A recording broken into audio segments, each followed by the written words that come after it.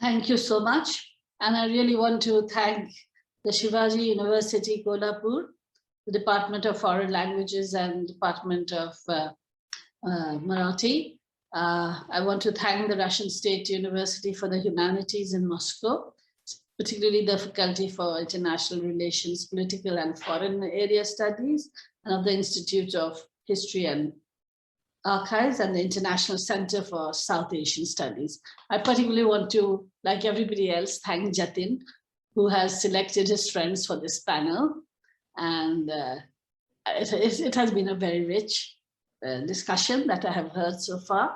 I want to thank Megha and all her colleagues for being, very clear in keeping touch and keeping us informed and ensuring that we are here on time. So thank you all. It gives me great honor and privilege to be present here today and to talk about a topic that I feel so passionately about. And I think it's a topic that all of us feel passionate about. And I think all the previous speakers before me have raised this issue in some way or the other. The topic that I've been given, as you have mentioned, is the essential of inclusive culture in South Asia and in the Bangladesh perspective. And I think many other speakers, especially, have talked about the essential of inclusive culture, especially the speaker from Nepal and the speaker from Pakistan. Excellent presentations, and I think a lot of it would, would resonate with what I want to speak about. So I just want to talk about the prevalent culture that existed in the late 60s, the 70s, 80s. And I talk about the 60s, 70s, 80s, though the culture existed before that, is because that's the time when I grew up. And it was a culture of a very positive and progressive ideology, where we talked about equity, social equity, economic equity. We talked about socialism, we talked about secularism, we talked about democracy and accountability.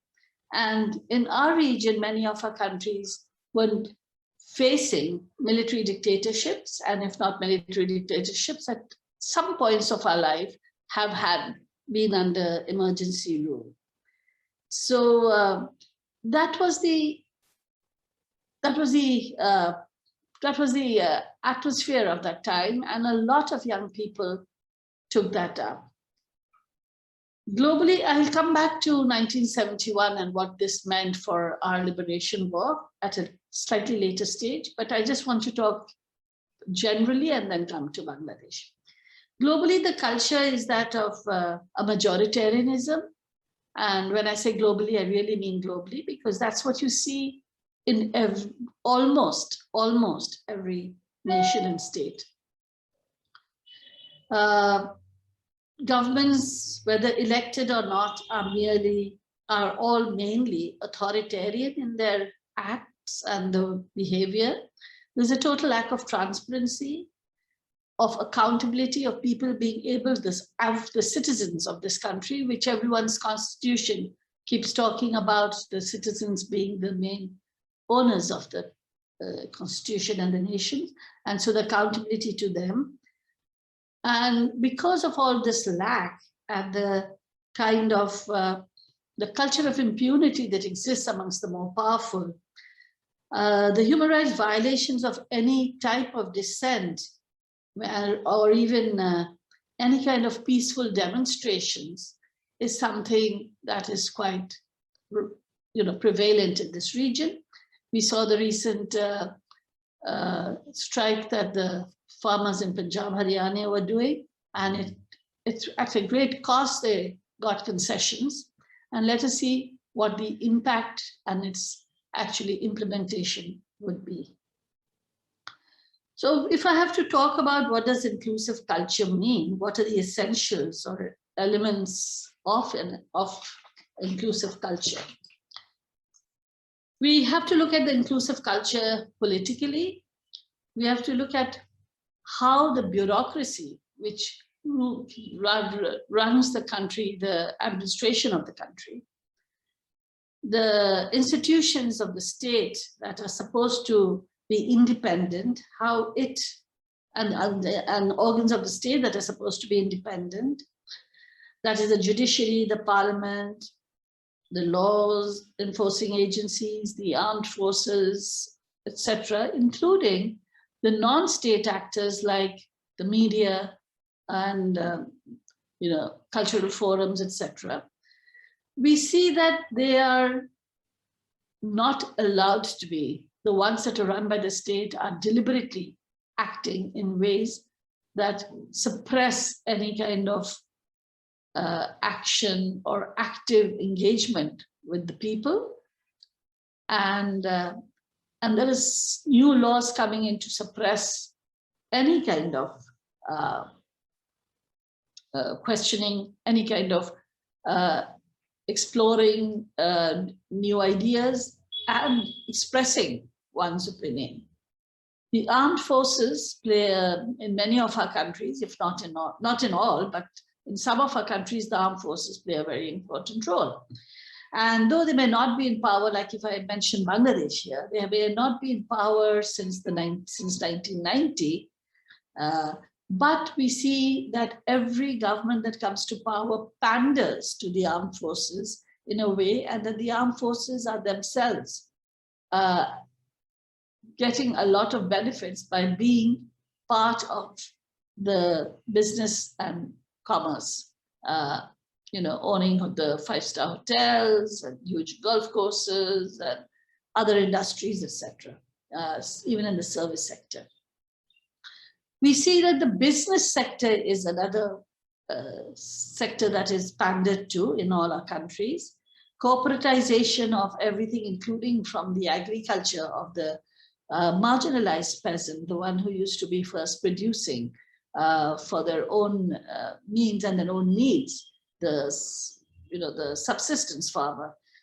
The pattern of agriculture has changed to corporatization and to the market.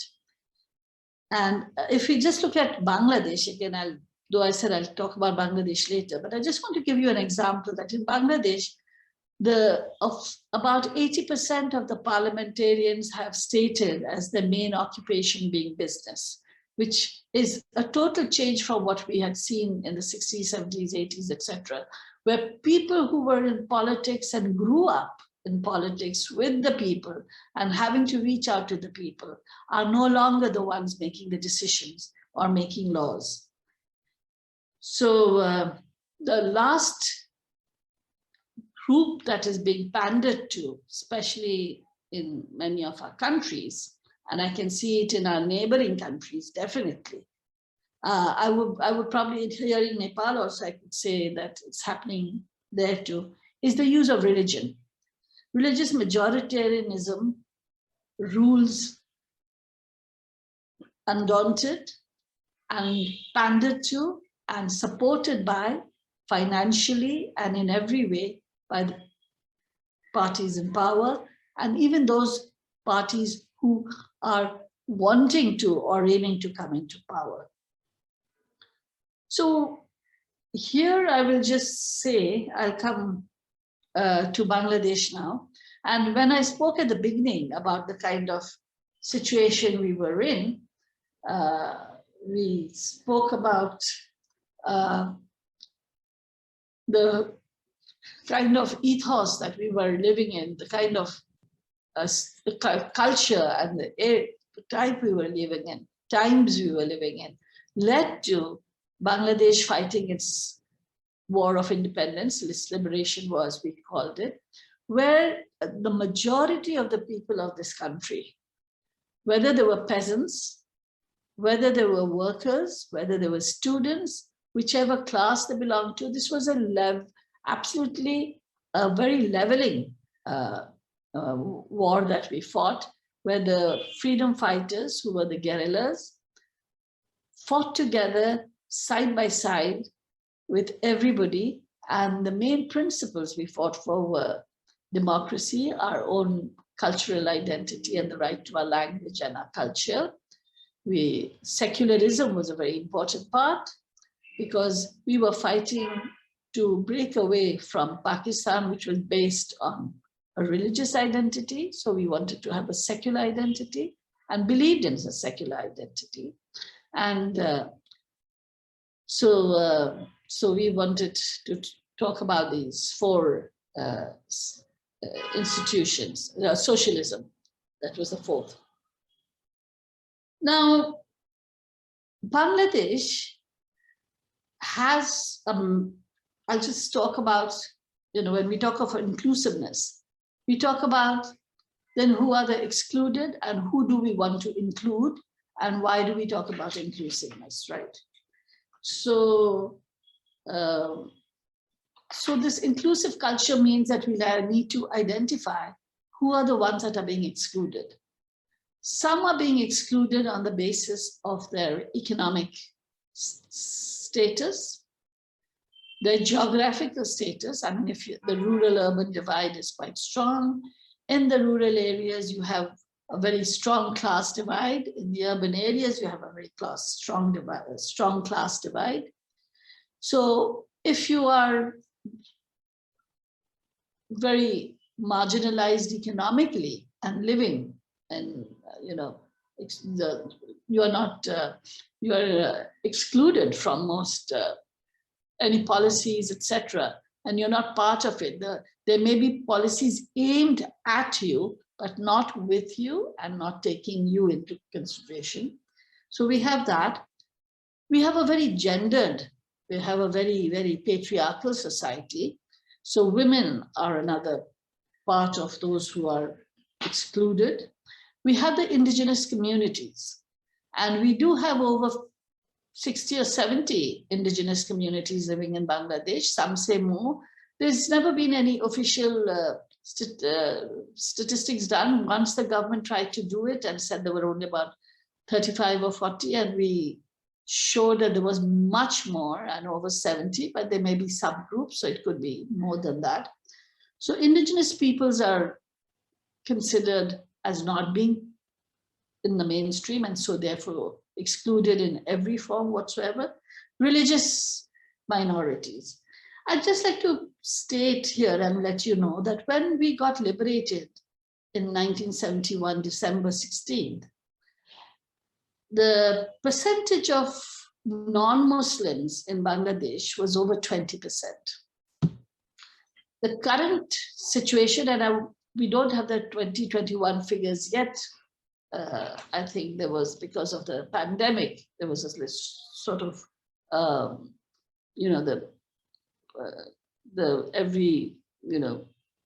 the first year of every decade is when you have the census done. But as per all the government statistics, we are around 10% or a little less than 10% of the population who are now non-Muslims. That means around 13 to 14% of the non-Muslim populations have gone down. And that is something that does worry us, and does, it's of great concern, because this is not what our liberation war was all about. We see that from secularism, when the military first came to power after the brutal assassination of Sheikh Mujibur Rahman, his family and his cohorts, the first thing they struck out was secularism. They did not strike out socialism. They thought socialism was something that would not matter that much, or that it would not really take place. By then, the Cold War had begun to end, etc. So the first thing they struck out was secularism, and replaced it with Islam as a state religion. It's not an Islamic Republic of Bangladesh. It's still called the People's Republic of Bangladesh officially. And it's because of, over the years, there have been cases, writ petitions. So the old constitution was supposed to be brought back. So secularism is brought back into our constitution, but Islam as a state religion stays intact in our constitution, which is a dichotomy.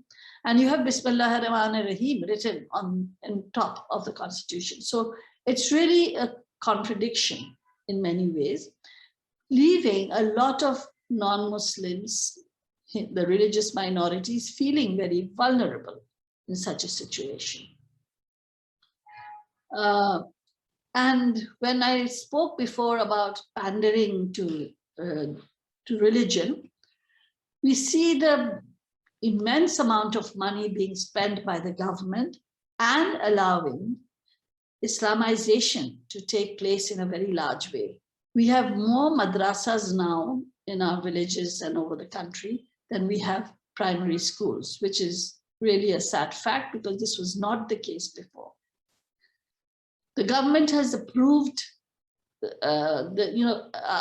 for those who will not know, there is two kinds of madrasa educations prevalent. I'll just give a very broad thing of the two kinds. One is the Alia Madrasa, which was approved by the British and which is approved by the government. And the Alia Madrasa is a madrasa board that is controlled by the government and the syllabus that is controlled by the government.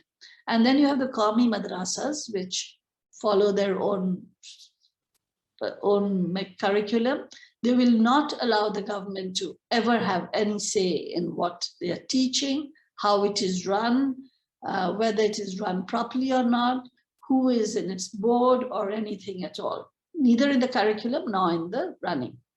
So these Qawmi madrasas have the highest degree, which is now being recognized by the government as equivalent to a master's degree.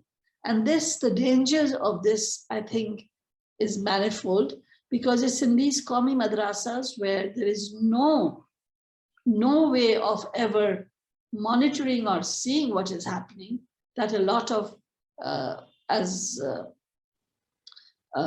was mentioned, that the negative form of radicalization of religion begins and takes place. And once you recognize it, that means these people can then start asking for jobs in the administration, in the army, etc., everything. So when we look at our whole quest, what this has meant in Bangladesh, we see the growth of attacks on minorities. The recent attack that really worried us a lot, very seriously, was during October, during the Durga Puja.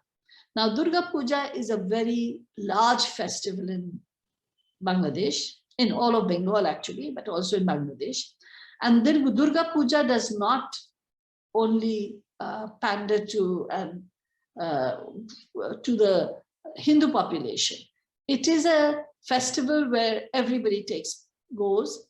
I have often visited the Durga Puja mandaps, as with everybody else, everyone does that.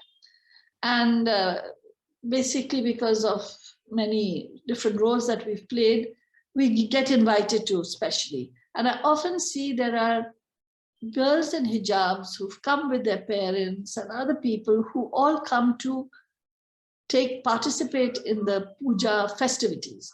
They may not do the puja themselves, they may not do the puja, but they enjoy the festivities so much so, they even take the little offering that the religious priest offers, take part in there's a dance competition that is a dance devoted to the goddess Durga.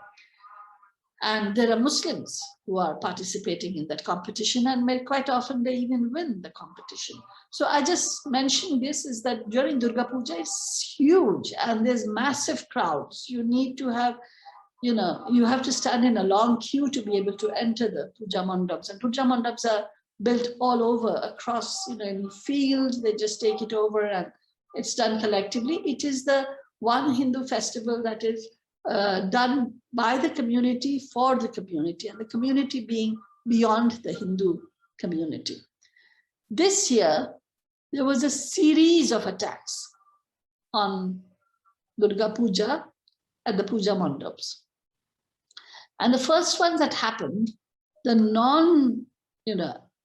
inaction by the government to try and curb that, had it spread across Bangladesh in many places, after which the government then started taking action. But the fact that they could simultaneously all over the country do this, which was something that was, accepted by the Muslim community too, and every other community, as something that is just a cultural, place that you participate in. That doesn't mean you are giving up your religion. So that this could have been done was a way, in my opinion, showing the strength and the power of the religious extremist groups, fundamentalist groups, that they are still active, they are still very much there. The reason I say they are still active and still very much there is because if I look at earlier on, like 2013, 14, 15, until 16, there were attacks on individuals who were secular. They may have been bloggers, they may have been teachers, they have been writers, they've been cultural activists, they have been publishers, and they were hacked to death in the name of Islam. And it's only when there was a very upmarket Gulshan, which is the posh area where the diplomats and expatriates who come in to invest in Bangladesh live. In one of the restaurants, there was an all-night attack where were about 24 or 5 people who were killed. And after that, the government moved in and took action. So then it stopped for a while. But this again showed that they are still active. Before this, there have been, isolated incidents against the Buddhists in Ramu, in Cox's Bazar. The temples were burnt, and the Buddhist community homes, their homes were burned. There have been attacks with the Hindus in 3-4 places, attacks on the church in 1 or 2 areas, but these were sporadic, not having an attack in one area and then quiet for a year, and then after that in another area, another community.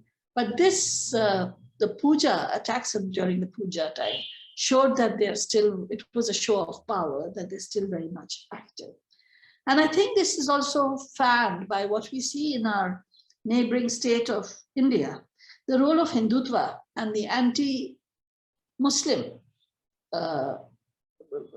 the kind of acts that are taking place and the kind of propaganda that is being spread everywhere has its impact over here too, which makes the Hindu community and the non-Muslim community, others, feel much more vulnerable. And if I look at Sri Lanka, where I used to hear, and what Malika has also discussed, is when the LTTE and the kind of actions that are taking place. But now, when I talk to my friends from Sri Lanka, from the anti-Tamil discourse or discussion, it's an anti-Muslim narrative that is being put forward. And the anti-Muslim narrative lumps all Muslims as one, no matter what your ethnicity. I don't see people talking about Sinhala Christians. I see Muslims as Muslims. So you may be Tamil, you may be Moor, you may be from any other ethnicity, but it's all lumped as one. And that's we find that's happening. So this kind of use of religion as an ideology, is a means of control and creating the other, is what is happening all the time. And I see that as I see the government giving huge amounts of money for mosques, building mosques, and giving a lot of money to the madrasas, the religious educations. But as compared to giving money to other religious, minority religious groups in terms of temples and all that. So, as I said, that there were all these efforts being taking place. And each time it is for the political party to remain in power, so whichever the political party may be. And it's not not in any way related to what the people on the ground want. So when we talk about the essentials of inclusive culture, how do we describe it? What is this, the inclusive culture? Actually, when we talk about secularism, and secularism was often described as a bad word, as anti-religion, which in our part of the world, I think, secularism was meant as being everyone having the right to have their own, right to practice what they believed in or not believed in, if they didn't believe. So that was it. It's a question of the othering, trying to formulate the othering so much, and the domination of one group over the other. I want to mention here the Chittagong Hill Tracts particularly. The Chittagong Hill Tracts is in the southeast of Bangladesh, and it's a hilly area where traditionally it has always been the indigenous communities who live over there. There are about 13 indigenous groups living there. And they were over 98% of the population of the Chittagong Hill Tracts. 1900, the British had a particular special Chittagong Hill Tracts rule and law of how it will be functioning, how the land will be related, which is taking into consideration that this is an indigenous area to be ruled by the customary laws of the area. So in the mid-70s, when the indigenous communities were not, especially from the hill tracts, were not being given any voice, and we were under military dictatorship, there was military operations in the Chittagong Hill Tracts going on. What has happened now is that there was a deliberate attempt at bringing in Bengali Muslims from the plainlands of Bangladesh all over and settling them there. So there is a demographic change, so that from being a 98% indigenous community, they are now 49 point something percent, and in some areas they're a majority. So this kind of deliberate attempt of trying to wipe out the voices and change the laws and change and the kind of military and other attacks that still continue to take place, even though in 1997, a peace accord was signed by the government of Bangladesh with the indigenous communities through the Parvata Chattogram, the people's collective, which had been in an armed struggle. So this was a peace accord that was signed, which we all welcomed, but that is not implemented. We are seeing up till now that is not being implemented, and that the kind of violations that are taking place in the hill tracts, the human rights violations, and the absolutely taking over every kind of power and strength from the indigenous communities have gone away. So when we find that more and more of this kind of majoritarianism and promoting of it is increasing, there is also a lot of suppression and the use of the Digital Security Act now. You have the print media, which is always monitored, but now we have the Digital Security Act, where anybody who uses social media to state anything, and anybody else will say that I am feeling that my rights are violated, or I feel affected, I feel offended. So I may just put something very simple. It may be political, it may not be political. I may be taken under the Digital Security Act, and I may be disappeared, or I may be in jail, and we even had people killed in jail. So, who died in jail. I wouldn't say killed, because officially it's not stated as being killed. So extrajudicial killing, fear, everything is going on. And so that is the scenario we're working on. And so much so that people are beginning to now do self-censorship in a way, because they feel that their only way to survive is not to speak up in the way they should. Luckily, there are alternatives, and especially amongst the youth and some of the other people who do believe in what is happening. So I know I've gone, it is half an hour that I was given the time slot, so I'll be ending very soon. I will just say that is there hope. I think the hope is that the kind of movements are taking place are more related to a particular issue, a ethnicity, a religious class, a religious identity, a social identity, your sexuality, rather than a whole totally looking at it intersectionality as a total change of systems and structures.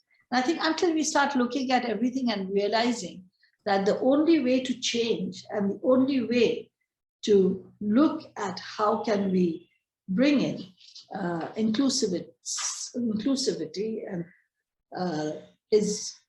an inclusive culture is opening up our minds and opening ourselves to looking at the total picture and the systems and structures in place that encourage and foster and feed this kind of division.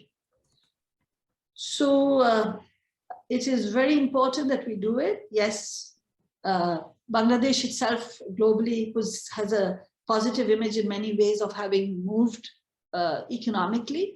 From being a least developed country, it's now on the way of progress of moving towards a middle income country.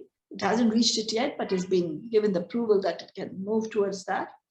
In many of these social development goals, we've done quite well.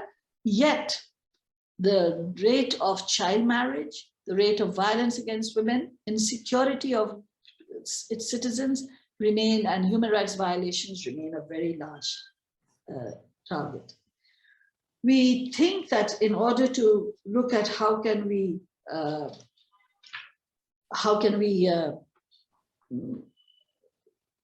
bring in that inclusive culture, I think it's extremely important, the kind of discussion we're having now, sharing with each other and reaching out to a much larger population, reaching out towards everywhere that we can.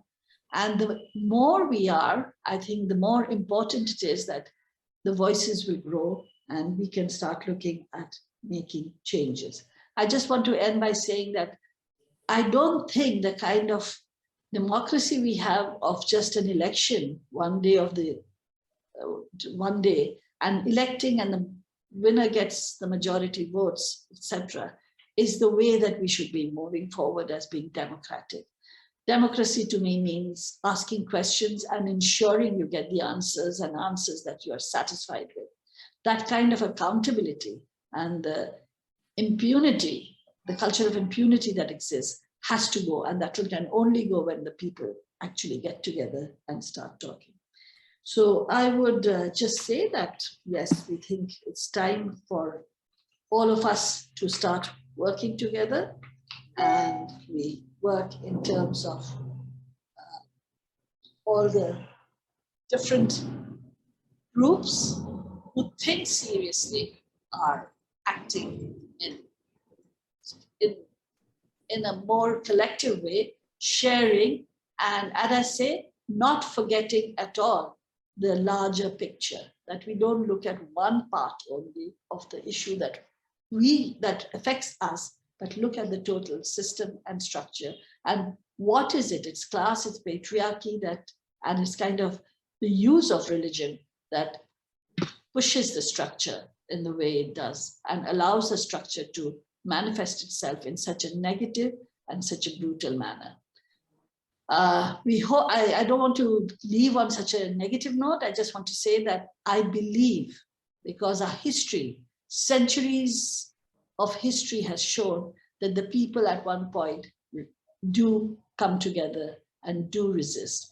How do we make this resistance tangible and lasting is important. How do we bring our collective efforts across the region together is important. Thank you.